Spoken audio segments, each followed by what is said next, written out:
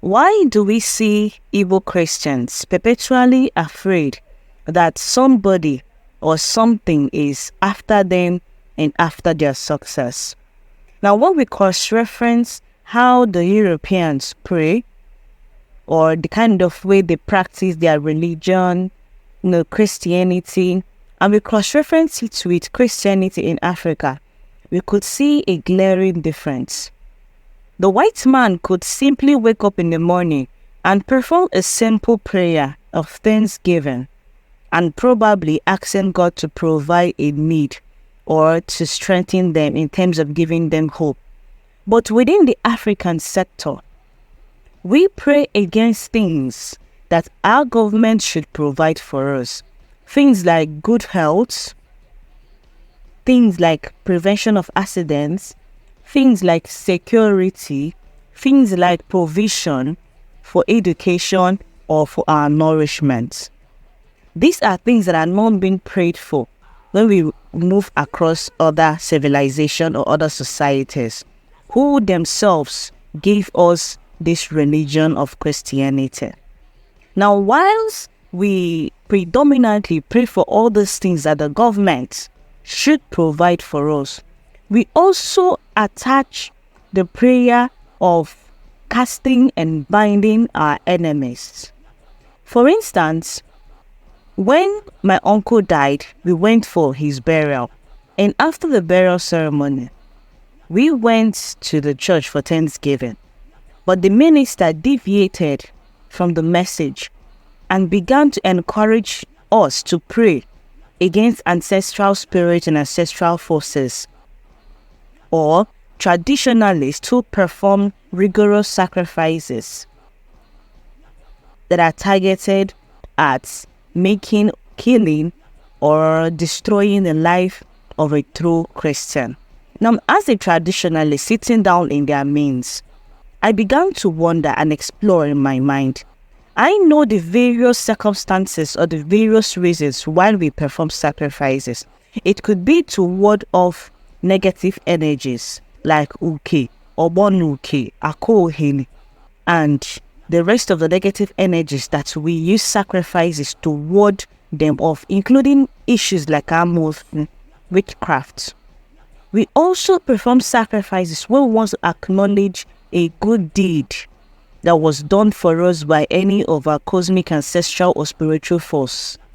We also perform sacrifices when we want to settle karmic debts or debts that was incurred by our ancestors or from probably an exchange of goods or services that was provided for us by any deity or any cosmic force. Majorly, sacrifices that we see that we come out in 3 crossroads, 4 crossroads, and we perform them are not specifically targeted at trying to negate the life of a Christian. But because of ignorance and due to their inability to accept other belief systems the way they are predominantly tasked with praying against these forces that has not done anything to them. Now, yesterday was a Sunday, which is a day set aside for service and worship of God, as dictated by the Christian doctrine. Now, it is a day when Christ followers, they gather to hear God's supposed messages that has been delivered to them by God's chosen human agents, the ministers, the pastors, and the rest of them. Now, the congregation, they sit down in a hysterical haze and listen to these preachers dole out prophecies and main promises. And they are outlining the steps that you need to secure this divine favor and divine grace from this benevolent God. Nonetheless, it is also a day when adult members of this group are constantly reminded about supernatural forces that are out to frustrate their financial efforts and health. Now, these forces could be ancestors or ancestral spirits, late parents, deities that were served by their ancestors, They are leaving an aged mother or father whom they say that they are the ones that are responsible for their inability to grow and progress in their life. They could also blame it on their own successful sibling. And they begin to have this mindset that the successful sibling is the one that has decided to use their own destiny and their own stars to progress his life. And they could also blame a harmless friend. Now, these kinds of messages are subtly implanted in their own subconscious and creating tangible discords within these families and their ancestral relationship.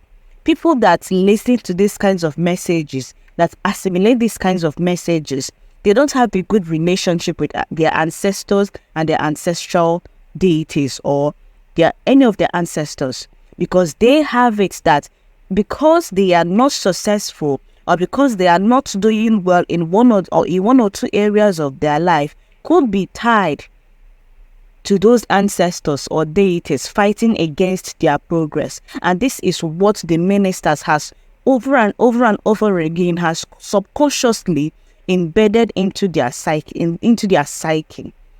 This makes every religious believer conveniently, they have acquired enemies, and this enmity that they share between themselves and other people begins with a prophecy from a religious leader, and this inadvertently stunts interpersonal growth and sowing seeds of distrust amongst friends and family.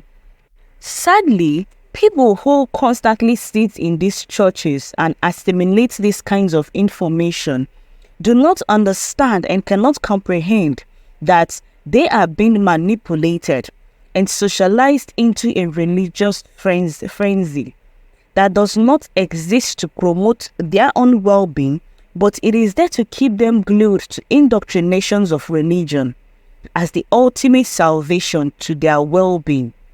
And at the end of the day, they are feeding the pockets of these religious leaders who profit from them being indoctrinated. When we look at the concept of family liberations, these so-called men of God, they don't go into these families for the sheer purpose of trying to help or aid these families to come out from any sort of a demonic entrapment. They are doing it because they are paid. They are being paid to carry out a service. If you call people like Odumeje or other priests, they would demand that you pay them a certain amount of money, which they could say that they are using it to fuel their cars, they are using it for feed, for transportation, for accommodation. But the amounts that they are calling is quite ridiculous. So they need people to sit down in this religious frenzy, not thinking for themselves, not actively trying to know that they only need to work and try out opportunities when they see it before they are able to succeed, instead of blaming other people for their misfortunes and for their failure. The priest or the pastors would not be bold enough to tell these people that this is the real cause of your problem and not your ancestors or any spiritual force or any of your mother or your father in the village.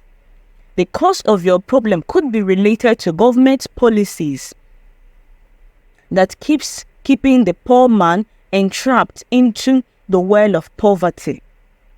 They could not tell them that it could be because of lack of opportunities. And when these sets of people leave the shores of Nigeria and go to other countries, they are more likely to succeed. But the pastors and the reverends do not share this part of the message with them. They want to keep them in a trap where they are perpetually feeding the pockets of these religious leaders who, number one, profit from these men and women being indoctrinated. Therefore, as a result of these things that we are seeing in our society, when African Christians see traditionalists performing traditional rituals, They tag them as demonic agents. And they believe that they are better than these traditionalists because they are serving a higher power who gives them all they want without demanding anything in return, which becomes a lie. They love to be told a lie. But they tell you that, oh, you don't have to sacrifice to the ancestors of your great-grandfathers or to sacrifice to that deity.